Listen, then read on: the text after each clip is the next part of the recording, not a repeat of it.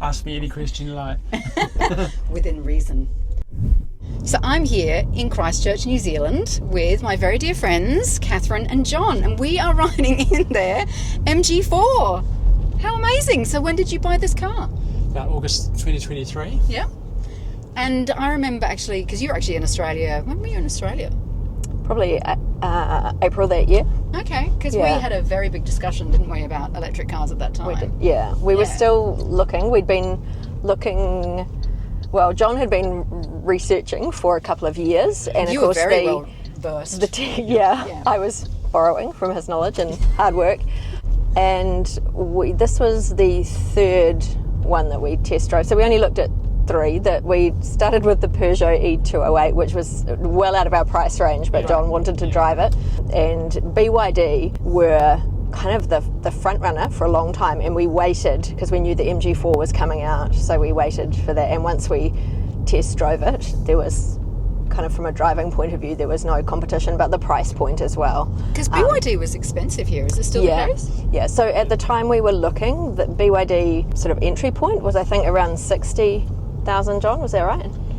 Yes. Yes, so with the subsidy was bringing things down closer to 50, and MG at the time, well, the MG4, there was a huge amount of marketing pre-launch work, as you would expect, was being introduced at around 47, and the subsidy was around $7,000. So that's quite a significant difference for people and for us at the time. We also were able to secure a government green loan, which is really super low, negligible interest rates for the first few years of the loan. Right. So that's what enabled us to get into the EV market. So hang on, so Christchurch in New Zealand you had subsidies to buy an electric car. How much was the subsidy?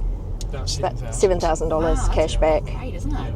We absolutely, without that and the green loan, we wouldn't be driving an EV. No way. And since you've had a change of government, unfortunately they've taken away those subsidies. What has that done to the EV market in New Zealand? Well, they've removed the subsidies, and they've also added road user charges for both EVs and hybrids, which are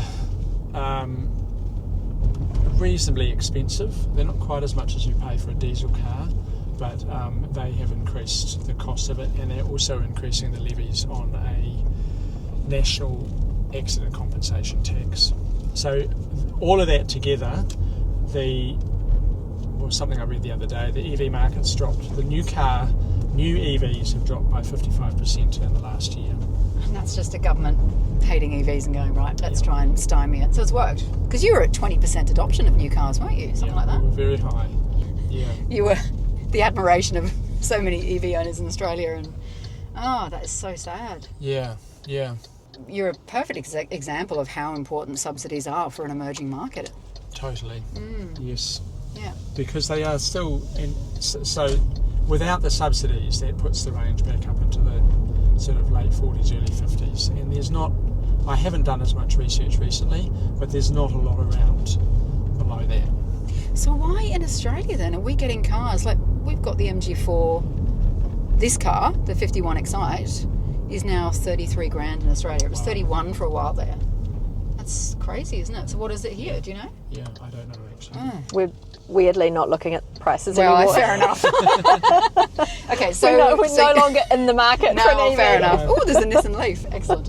That's an old Nissan Leaf. Yeah, there are a lot of Nissan Leafs around actually. Okay. That was the original market. Everybody that wanted an electric vehicle, virtually the only thing was a second-hand Nissan Leaf. Wow. The odd new one if you had heaps of cash, but otherwise Nissan Leaf everywhere. Right. So what car did you own before this car? We had a Golf GTI, a 2013 Golf GTI. That's a good car. It was a little an expensive. Hence why you wanted a hatch. Yes, and it took high octane petrol, and it cost a lot to run, and it was getting old, and it was starting to. On the horizon was expenses, but I love driving it secretly. So your reason for buying this car then would be that it is so great to drive with being rear-wheel drive, yeah? Yes, it is actually a great car to drive. It's in terms of peppiness, heaps of power. Very comparable to the Golf GT. Yeah, even in eco mode. I actually drive it mostly in eco mode. Okay. and it's just got heaps of pickup. How do you charge the car? Trickle charge it in the garage. So you still, after this much time, just portable charger? Yeah. Okay. Yeah. What that means is we don't tend to run the battery down very low. So how far do you normally go down? If it's gets into the 60s for the Australian audience, for our Australian friends, 60, that will be more than an overnight charge. Okay. So generally the rule of thumb is like if it goes under 80%, we plug it in at night. And do you charge it to 100% all the time? Yeah. Yeah. We just charge it till we need to use it or forget about it, which is a great aspect of this battery. We don't, You don't have to think about the 20 to 80. constantly. The only downside actually of the charging to 100% is the regenerative braking doesn't kick in until it's about 95. Yeah. And I was driving with one of our boys the other day and we were coming up to a red light and he was taking his time to brake and I said, what are you doing? And he said, I forgot the regenerative braking doesn't kick in. And you get really used to the car slowing down when you take your foot off the accelerator instead of actually having to actually apply a brake. I have to agree with that. I forget. It's amazing how quickly you drive. I'm used to the complete stop, and when they don't even come to a complete stop, I'm like, what? Yeah. What? What is this having to brake? So speaking of your kids, so you've got 3 kids, you've got 2 teenage sons living at home right now. They're like 6 foot. So how do you go with? You didn't buy a giant SUV, miraculously. No. How do they go sitting in this car and in the back and stuff? Well, they seem to fit. And that's one of the selling points, actually. By all accounts, take their friends around. Travel. Oh, really? They drive their friends around a lot, so they seem to manage to, pack everyone in. The back seat's got an angle on it, which makes it really comfortable. Okay. And when we took it on a test drive, that was one of the things, apart from how it drove, that was one of the things that we really liked. It's got room and it's got the right angle on the back seat. It's super comfortable. One of the boys actually fell asleep on the test drive in the back seat. I remember that now. Yes, that's right. And why did you buy an electric car? Silence. Crickets. Well, the economics and environment. Yeah. So it was just, my first ride in an electric vehicle would have been in Los Angeles. A good friend of our family's is very involved in renewable energy, and so it was something I've been aware of since the late 1900s. I love saying that. And it was always very, 20 years ago, it was just kind of this futuristic dream, maybe one day we'll be able to plug in a car too. And I guess it seemed like the sensible choice when we were looking at replacing vehicles. And I mean, we were just super grateful to the previous government for their insight and encouraging people materially into EV ownership. Yeah. You have to give people a leg up, a hand. You have to incentivize the behaviour you want, basically. So. Well, other factors, cheaper maintenance. Yeah. Because the servicing is so infrequent and there's really nothing to service except the tyres and the brakes and a few bits and bobs of fluid. And part of what pushed me into looking for it was the price of petrol. Yeah. Because it spiked about 18 months ago, or between 2 years and 18 months ago, it spiked to well over $3 a litre in New Zealand. Whoa! It was horrendously expensive. It's gone down now since, but it still hovers around $2.50 a litre New Zealand, which is really expensive. And unless you can afford to buy new ICE cars on a regular basis and get fuel efficiency from that, then you're paying too much at the pump on a regular basis, and it's just not cost effective at all. And then there was a question of hybrid or electric, and at the time I didn't feel like hybrid was the way to go because it just seemed to be a more complex technology, and for what I was thinking, electric was a better option, just because it's simple, it's clear, and you know exactly what you've got. You are 100% correct. Yeah. It is. It's so complex. And actually far more likely to catch fire. You have 2 cars. One is a petrol car. This is your city runabout. Yeah. That one's for Yeah. long distance driving, I assume, right? Yeah. And does that get used a great deal? The other car? Yeah. We use it for long trips. We use it when we need 2 cars. But if we're choosing, we'll always use the electric vehicle. It's so great. I feel really virtuous driving around in an EV. Actually. Are you smug?